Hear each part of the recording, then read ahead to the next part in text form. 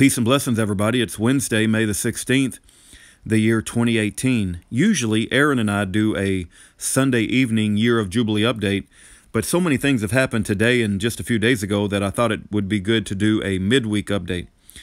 As many of you guys know, Schaefer Cox has been moved from Marion, Illinois CMU to the only other CMU in America, which is Terre Haute, Indiana.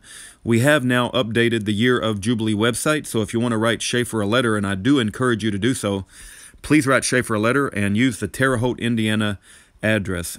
As a side note, we just recently finished ordering 2,000 business cards, and now they have all the wrong mailing address. So that's how it goes in the land of the free and home of the slave. But in the future, I may stop putting mailing addresses on these business cards because they move them around so much that it's best just to point to Year of Jubilee and keep the addresses updated there. So also, I learned that Schaefer did reach out and call a lady by the name of Liz. So she did hear from Schaefer. That's very encouraging. And I know it has to be a very unpleasant experience to be in the hole. And I pray that you reach out and let Schaefer know that we are praying for his emotional, spiritual, and physical well-being. I also did hear from Jeffrey Winehouse. He is now in a more secure part of the prison. He does not have access to the phone nearly as much as he used to. I think Jeffrey has such a free spirit that prison is very hard on him. I'm sure it's hard on many of these people.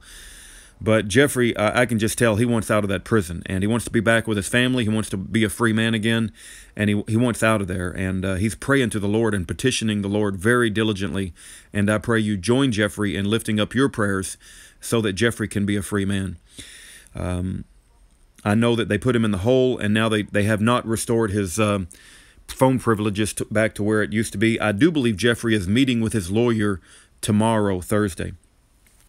Also, I heard from David Hinkson today, and he's in good spirits. He's also not in the hole anymore, but David Hinkson does need some money on his commissary. I did send him some money. I pray if you feel so led, you do the same, but I know he could use a little money on his commissary, and I consider David Hinkson a Nikola Tesla of our day. He was born 100 years to the day and the hour after Nikola Tesla.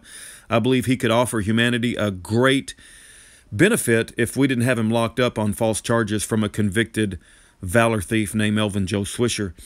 You know, many of these men that I talk about, whether it be Schaefer or Jeffrey or David Hinkson, they're provably innocent. But these three, Schaefer, Jeffrey, and David Hinkson, are incredibly, provably innocent. I mean, maybe I shouldn't use the word incredibly, but they are so provably innocent, it is just insanity. We also, so please, lift up David Hinkson in your prayers, and I pray that God works a miracle, God gets the glory, and David Hinkson gets out of that prison.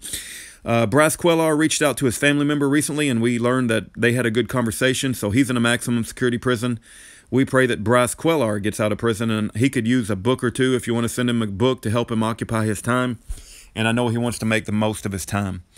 I just finished reading a book by Richard Taus called To Be a Hero, an American Boyhood Memoir.